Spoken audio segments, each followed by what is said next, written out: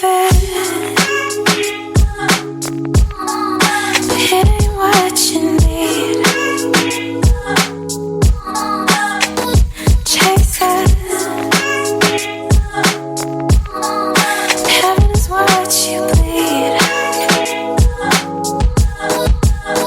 Sleepless night.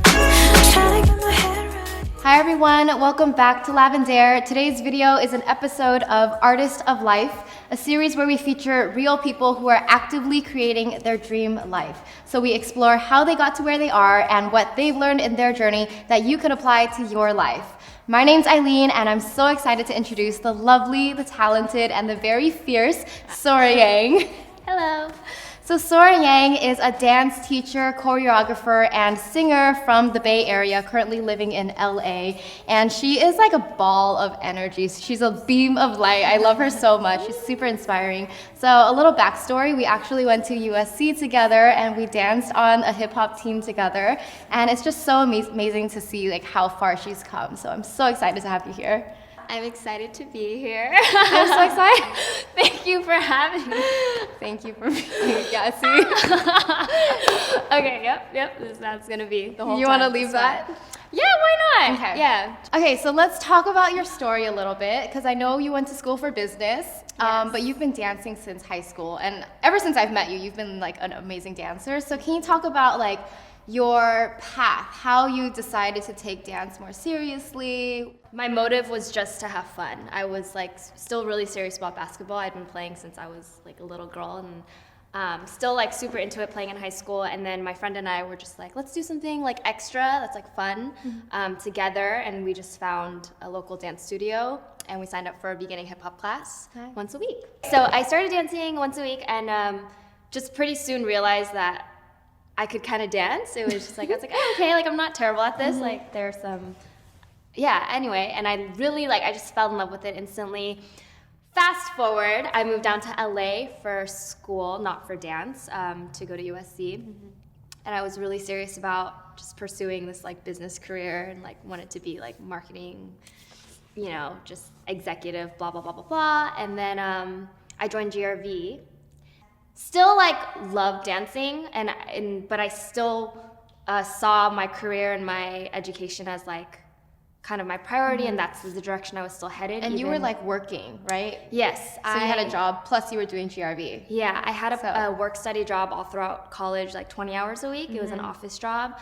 I had GRV, which was, we didn't have like a curfew at that time, so regular rehearsals would run till like 3 or 4 a.m. consistently. Crazy, yeah. And I had 18 units a semester because I wanted to graduate early. Oh so my God. I was struggling just like, so still, so I finished school, I graduated, and I went straight into a marketing job. So just like all throughout this journey, like yes, dance, like I was really passionate and I loved it, and my passion and love for it helped me, like motivated me to train and to grow and get better, but it was never because I wanted to become a traveling choreographer. It was just because I loved dancing. It was for fun. Yeah, for fun and for like the love of it. And you like, happened to be really good at it, and a lot of people saw you, right? Yeah, well, I guess, yeah. But so I graduated, went into a full-time marketing job, and within, I think it took like 2 months. 2 months, and I was just really not happy, like super miserable. Like I just driving in traffic, like in the rain, like crying, like the most like dramatic situation, like those days. And at work, I would just like look at the clock and be like, oh, I can't wait till work is over so I can go take class. And I would often drive, because I worked down in Torrance, and it would take me like sometimes 2.5 hours to drive to NoHo in rush hour to take the classes I wanted to take. Oh man. Yeah, and so I was just like, thinking about dance all day, really miserable at work, just like knowing that, having this feeling that I wasn't doing what I was supposed to be doing, because I was just not, it just didn't feel right. And then ironically, like one of the responsibilities I had at my job was as like social media, one of the aspects was managing the social media accounts. And so I had to post empowering messages like every day. And it was just really, like follow your dreams, like do what's in your heart. And I would be when sitting you're at the the job, office I'm not doing these things, but posting them every day. And I finally came across one, and I never say this correctly, but it was along the lines of, if you want to know where your heart is, follow your mind when it wanders. Okay. Yeah. And then I thought about it and I was like, I'm thinking about dance all the time. And so that was kind of like the symbolic start of it. And then from there, this number started popping up everywhere. I don't want to share the exact number, but it's a really weird combination of number.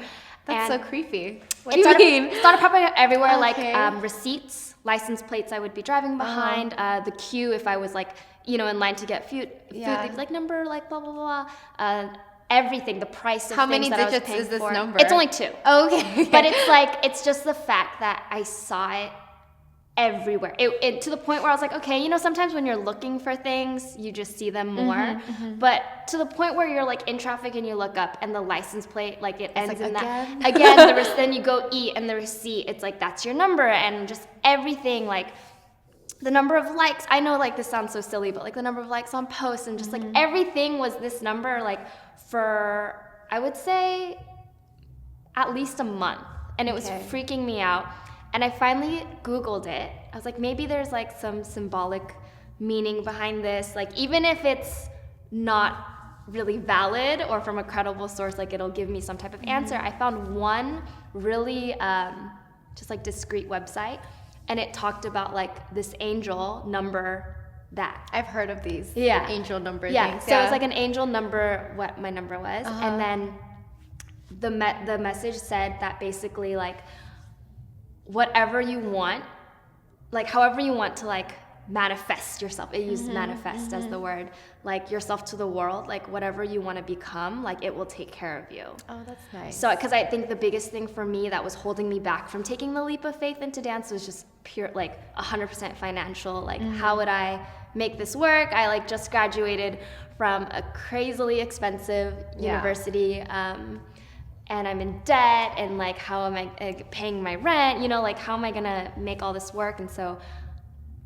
that was my fear, and that's kind of what held me back. That, along with not believing that I was good enough to begin with, and then just all these things combined, not being happy at work, this sign that kept coming up, and then finally researching like this. The angel was just like, oh, like the cherry on top. Like, okay, finally. So I read that, and I was like, you know what, like, yeah, I need to do this. And I will say, like, simultaneously, a lot of choreographers that I really respect and look up to started not handing me opportunities, but reaching out to me and bringing me into like video shoots and rehearsals and projects and things like that. And so they were showing like a belief in me that I didn't have in myself at the time. Like, so that helped me a lot. Just, okay, these people I respect are, telling me, giving me kind of like a green light, encouraging me. Yeah. And I thought, okay, like, I think the final, just to kind of like conclude my life story, just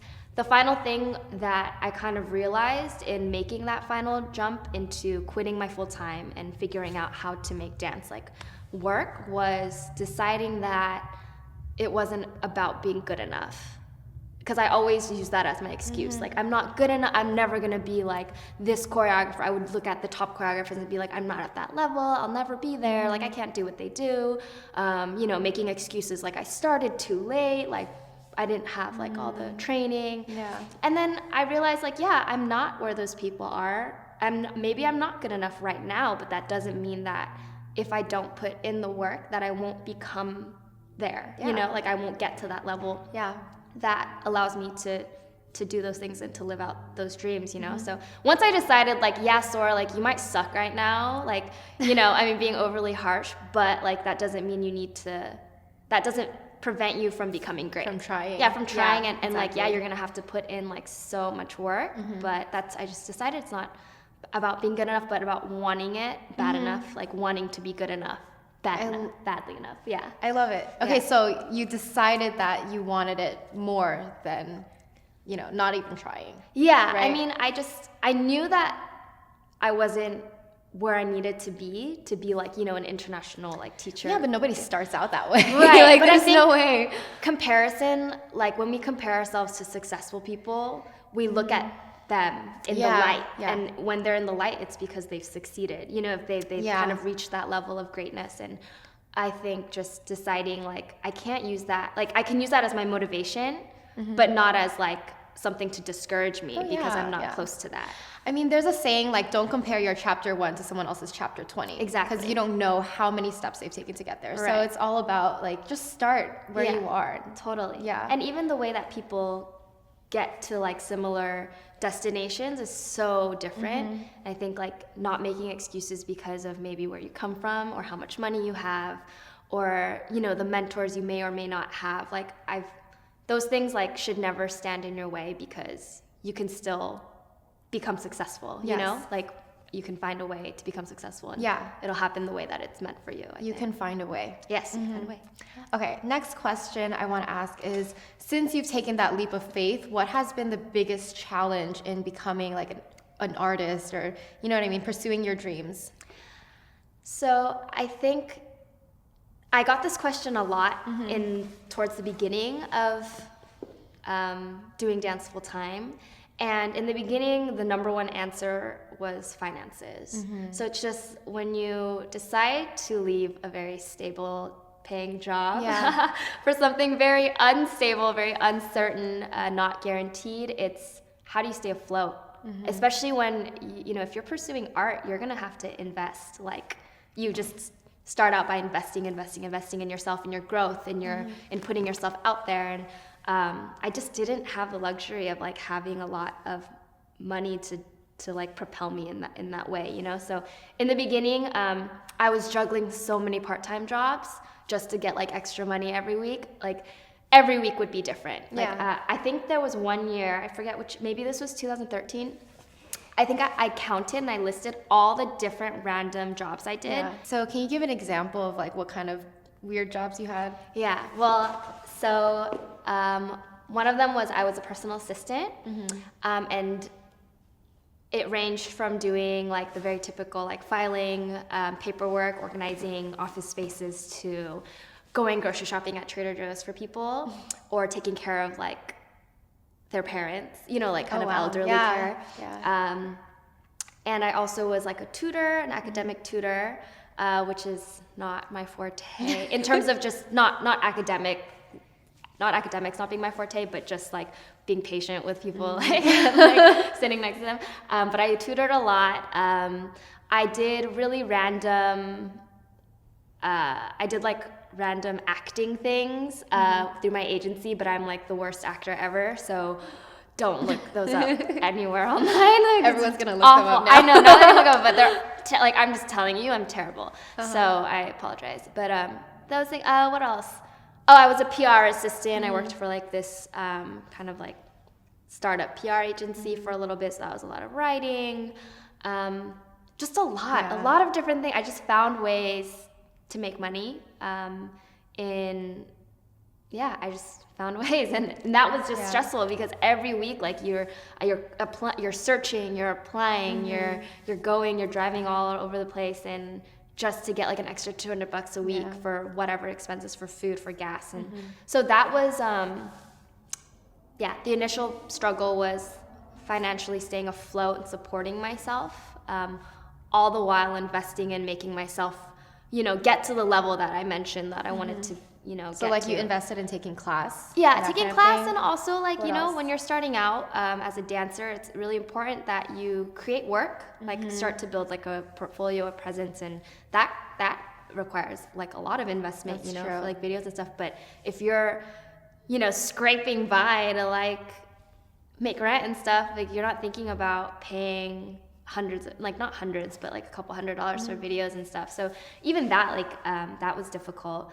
But fast forward to like a couple years later, and I'm doing okay. I'm like less, you know. Congrats. Thank you. I'm just less like, you know, stressed about every single like juice I buy at the store or whatever. Like, I would say moving forward, the greatest challenge is, I think it's like aligning who I am and like what means a lot to me with like what I do, like, and just making sure that like as I move forward, I'm fulfilling like 1,000% of like my gift and my potential, just because it's so uncertain. And like as a freelance artist, like you have to decide things for yourself and like move forward. Like there's no boss telling you like what to do, where to go, what direction to head, and how you should spend your time, how you should express yourself, like what methods or outlets you should be, focusing on. And I think just like it's just always that like overriding like existential like does this purpose align with me? Like what's the point?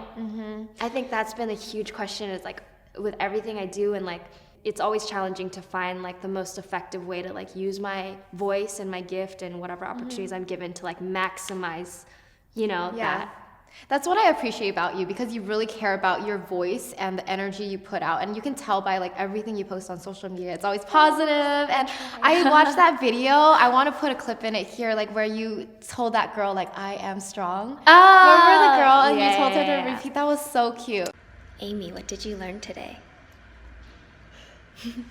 I am strong. Yeah. So things like that, I think it's really important, and it shows that you're an artist, which is really cool. I want to ask about that. Like, where does that positivity or that side come from, and how do you stay connected with that when you're going through like a tough time? Oh gosh. Because I know it's not easy, I can't pinpoint it to like one source or one explanation. I just feel like I've always been like a very fiery person. Were you raised like that? Like your parents supported you? Yeah, my parents have always just been very like, you can do anything you want, like no That's limits. So great. Yeah, they're the best. They're like super supportive, like never held back any belief in me or anything like that with anything I wanted to do. And I think, that has a lot to do with, growing up, I've been this very like loud, like wanted to be, the leader and like spread. The president, right? Yeah. Of all years, class president. In high school, yeah. But I don't know where it comes from. I just feel like I've always had I've felt this responsibility, like a moral obligation, but deeper than an obligation, like a responsibility to like make the world better. Before I had X amount of followers and subscribers, like even when no one knew who I was, I still felt like, how can I make this world better? And I feel like most people that I meet align with this kind of feeling. It's just a matter of like taking action on it, but I've always felt that way, like wanting to make the world better. I think I'm a really maybe sensitive. I'm super sensitive, super emotional. I'm huge just crybaby. And like when other people are in pain or in sadness, like I feel it really deeply, like Empathy. A lot of insane empathy / I'll say like mirror neurons, like I can't watch like Grey's Anatomy or like when someone gets a cut, I'm like, same. I just feel like I have a lot of feelings, and it comes from being really intense. It's like compassion. I think. I guess you can call it simple. I'm like making it really complicated. Compassion, empathy. Like I just feel really strongly in it. I think a lot of us can relate to that though. Yeah, totally. So what was the question? Like, where does this come from? But you answered the question. Know. You answered it perfectly. But also, like, when Sorah Yang's having a bad day, what does that look like? Do you snap yourself out of it, or do you just like rage? I have a lot of bad days, like, to be honest. I mean, I think my bad days they always stem from not being productive. I'm such I feel like I get a lot of fulfillment and happiness from creating things and accomplishing things. And when I feel like I'm not maximizing that day and like my potential that day, I know this sounds like really extreme, but I feel really like wasteful. No, I get it. I just hate not being productive, and and I just will like get into just phases of feeling down, like, God, like you're wasting your life, Sorah, like what are you doing? I'm really bad at like just chilling. I'm really bad at it, and it's not not necessarily a weakness, because it's good. Like, you're productive, but you could learn to like not be so hard on yourself, right? Definitely that. I need to not be hard on myself for sure, but I am just naturally, and I think the way I get out of it is just like I love just like jotting things down. I love planning, and so I just like like even when I'm having like a down day, I'll just like develop like a plan, like how do I get out of this? What things do you want to create? Like what steps do you need to take? Blah, blah, blah, blah, blah. And in terms of like staying positive, I use Twitter a lot. Like everyone makes fun of me for it because I'm just like a serial tweeter. But a lot of the things I tweet about are things that I realize myself when I'm like in moods that aren't so great, and they're just like reminders to myself or things that I've learned that help me get out of those states, you know, that are empowering and encouraging and just like kind of grounding. Yeah. And then I always, like, when I'm tweeting it, it's like note to self, but also just like if this helps anyone else like get out of whatever state you're in, then that's great, you know. So you talk yourself out of your a little bit, yeah. It's like just you're like your own motivational it's coach. perspective, right? Like when you're in a down mood, like oftentimes, you know, sometimes like we can't control those things, but you can control how you choose to look at things. And I think like, I do talk to myself. No, I love that. Yeah, because I journal a lot too, and when I feel bad, I'm always like, why this? And I journal through it, and at the end, it's always like on a positive note. Right. Yeah. And it also helps that dance is so therapeutic. So it's like the one thing that I love is not the one thing I love, the only thing I love, but like, you know, a thing I love that so much and is such a huge part of my life is the thing that always ends up like uplifting me anyway, you know? Dance. So it's kind of awesome. Like even if dance is the source of like stress or sadness or frustration, it's always dance that brings me out of it too, you know? Yeah. So it's like you can't stay mad and dance. Right? Like you just can't. It gets it all out. Yeah. Yeah, for sure. So at this point, you've traveled to so many places around the world to teach dance. I want to ask, what has been the most memorable or impactful moment from all of this? One was in Hong Kong. The first time I went to Hong Kong, it was during a time where I was traveling a lot internationally. I had just started traveling a lot internationally, and I felt very directionless, or kind of just didn't understand what the point of what I was doing was. Like I just felt kind of lost in what I was doing. Like, yes, I was traveling. Yes, I on the surface level, it looked like I was like being, successful, but I just didn't feel quite right, fulfilled. Like I just felt like everything was about social media and everything is like, blah, like famous this, famous that. And I just felt really turned off by it. And then so I wasn't feeling good. I also wasn't feeling good about just where I was ability-wise, just down on myself. It was just a period of time where I was down on myself and like a little bit lost and not fully confident in what I was doing. Then I went to Hong Kong and I taught a class, blah, blah, blah. And then afterwards, like students will come say thank you, take pictures, talk to me. And there was this one girl, she was 13 or 15, but like a young teen. And she told me that because of you, like, I want to be strong, and I like know that I can be strong too, because like you're small like me, and like I didn't think like someone like you could be strong, and she said it way more to the point, but it was that message, and for me, it was that moment where I realized like what I do has greater implications like beyond dance, it's just like when people come to class, like they're learning lessons that will hopefully stay with them in their lives, like forever. It's not just about like a step, like mastering a step and like whatever. It's like this girl, in Asia, and like I've traveled to many different countries in Asia, and still very patriarchal, still very like women are secretaries, women are the wives, like, and to be able to travel to like a, and see like a young, small Asian girl say, you know what, like I've seen you, like you can be so strong, so I want to be strong too. It's just like,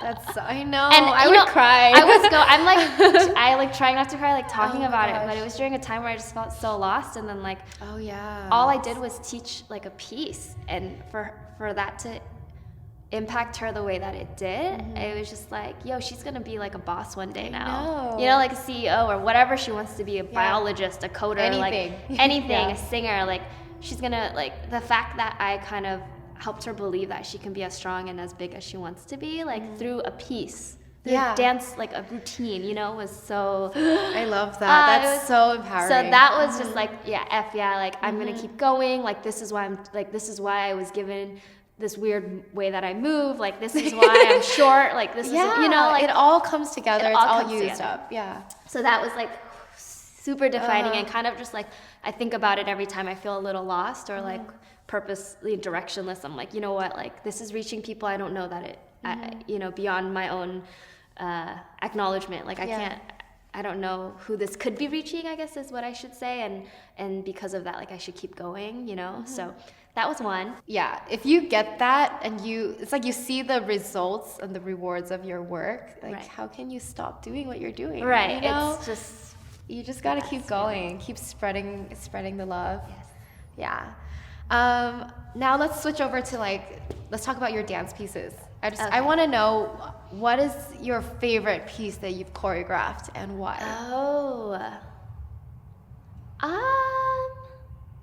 This is a hard question because I feel like every week I make like one that I feel like is the best. You know, make one a week? Well, no. What do you I don't mean? make one a week, but Oh. I just feel like I'm constantly training outside of just teaching and choreographing to get better overall as a dancer or choreographer.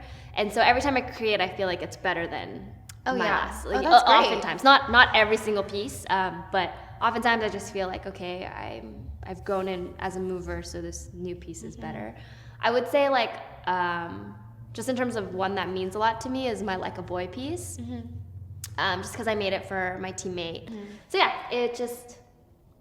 that one means a lot more, and I think like it's gonna be hard until I make like another piece like dedicated for someone. I guess you can't compare in that sense though. Yeah, what's better or what's not better. And then other than that, I just feel like I'm trying to outdo myself all the time. And also like I feel like once I create something, once I choreograph something, I'll love it, and then like 2 months later I'll be like, that's whack. Yeah, that's how I feel about videos. Really? Every week when I create a video, I'm like, this is the best. Right. Like, this is my best work. And then a couple weeks later, I'm like, okay, I'm over it. Right. Like, you just keep moving I forward. think it's growth. Yeah. It's just like when you grow and you gain new like insight, fresher insight, like more informed and skilled. Then you're like, that was whack. Okay. Yeah. I love it. Do you have a favorite quote? Oh, this is so hard because I love quotes. Well, pick one. Oh gosh, I love quotes so much. It's so hard. Okay, I think one is I don't even remember who this is by, but it's when I stand before God at the end of my life, I would hope. I can't even recite this verbatim, but basically it's just like when you get to the end of your life, like you would hope to say that like you used every bit of the talent you were given, like nothing went to waste. Yes. And I like it not for necessarily the spiritual, like religious, like aspect of it, but for just this idea that like you are given opportunities, you're given talents, you're given gifts and thoughts and all these like really nice, awesome things. And I think it is our responsibility to make the most out of it in like a positive way. So I think that one is top. I love that. Yeah, top. That aligns with what I believe in. Like you should use everything that you have, all your gifts and your life experience. Like nothing's wasted. It's nothing's all put wasted. to use. And I just like want to add, because I think I can complain about being at a disadvantage to like other successful people who had all these hookups and like money and blah blah blah, but I still have so much that I can work with. And because of that, like I have a responsibility to make the world And you better. have the responsibility to do it in your own way, Right. Because every voice is unique and every voice is necessary. Yes. Or it adds to it brings something to the table. Yes, I just read something about that. Uh-huh. It was like, it's another quote about how like dimming someone's light doesn't make you better, it just makes the world darker. Yeah, so it's I love just that. like, everyone, there's like, everyone should contribute. Everyone and should support each other and bring each other up. Yes. Because it's not a race. No, right? it's so different. Bringing everyone up. Everyone's so different and Yeah.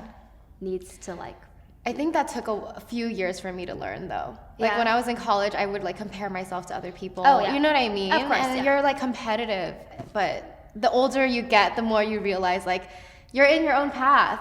No need to compare. even harder with girls. Yeah, it is. Because there are less girls at the top. And so it gives females this idea that like there's only X amount of spots for girls to thrive in whatever industry, and so as a result you need to compete with like the next best.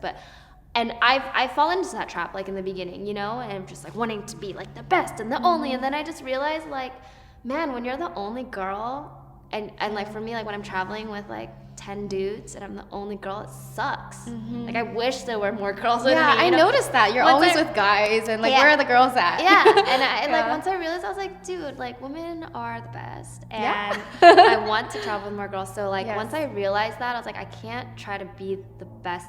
Like I mean, I can try to be the best like of myself, but like I need to bring other girls up, you know, and that's like what we should be doing for each other, like not happens oftentimes, which is tearing Yeah, each other yeah, down yeah, because yeah. you want to get up. But if you're a female in a leadership position, like it should be your responsibility to like bring others up, not be the only girl up there. Yes, So, totally. yeah. I love it.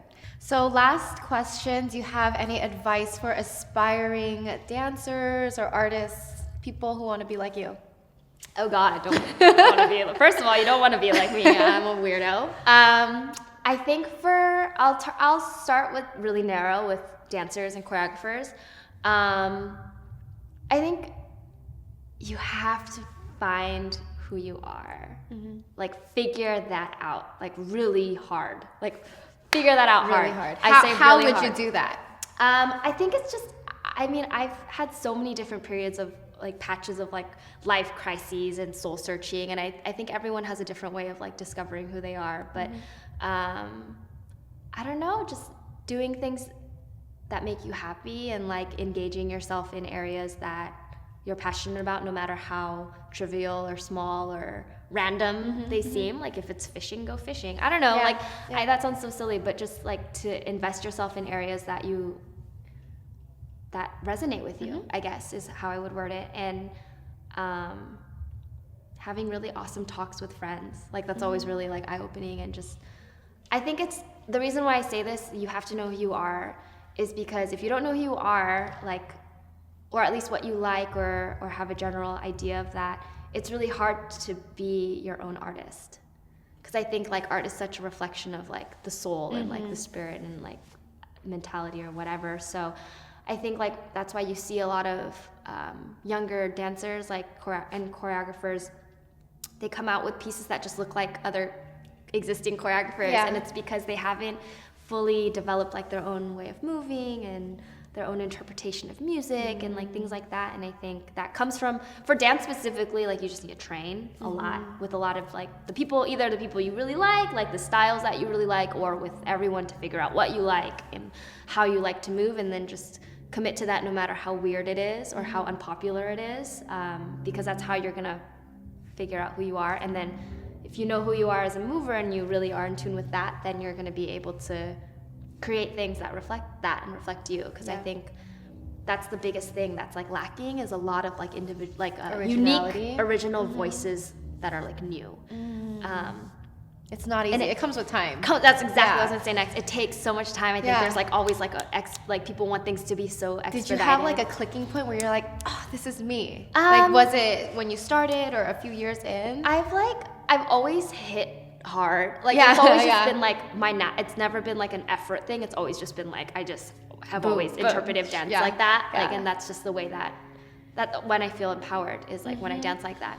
And I think when I was first transitioning into professional, like pursuing dance, a lot of teachers like would mention like, oh, don't hit so hard. Like, or if you're a girl, like you're a woman, like you need to dance like a woman, like whatever that means, you know? Yeah. Which basically means like move your hips and like do body rolls, you know? Like, so, I mean, it does mean more than that. But for me, I was just like so confused. I was like, but I like dancing like this is me.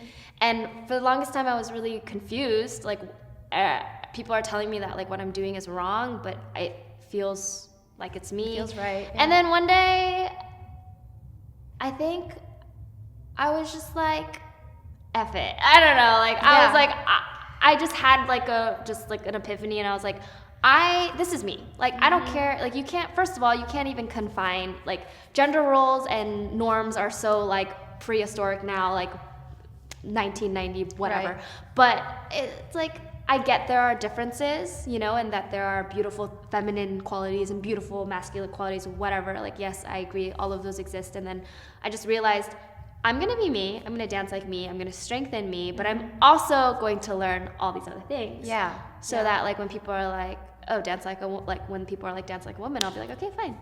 Here, I'll move my hips. But then I'm gonna always go back to like what I love and like what's true to me. So I think once I realized like, okay, like I understand all the vocabulary and the terms and the variations that, and I respect all of it, but you have to just do what feels you. Do you? Yeah, because they're wow. So like expand your vocabulary, go out and learn everything, but at the end of the day, you still have to. I think do you. appreciate. It's like my way is not the best way, and I know that, but it's my way. You know, it's like the way that I like to move. And once I just realize like it's okay to learn, learn everything else and have an appreciation for everything else and understanding of everything else. And it actually helps you because since you kind of like surveyed the field, it's like, all right, well, I tried this, but this is what feels best for me, you know, and then just sticking with that. So. Yeah. And I think that can apply to not just dance, but like all other places of life. Yeah, everything. All right, that's all for today. Yay! Thank you so much. Honestly, I love you so much. You're so sweet and you're so empowering. I can't wait to see the amazing things you do in life. You too. I'll be following along. You're like the most skilled person I know. No, I'm For not. real. No, I'm not. Like sometimes I'm just like, I don't know how to do this. I don't know how to do this, but you know how to do everything. gosh. I feel so. But yeah, I admire you. Everyone out there, make sure you check out Sorah Yang. I have all her links in the description. Yeah, just amazing, amazing person. Okay, make sure you watch the next video. We have a video where Sorah shares her favorite things. Yeah. And also comment below with your favorite takeaway from this video. So that's it. Yay! Thank you. This was Artist of Life by Lavender. See you next time.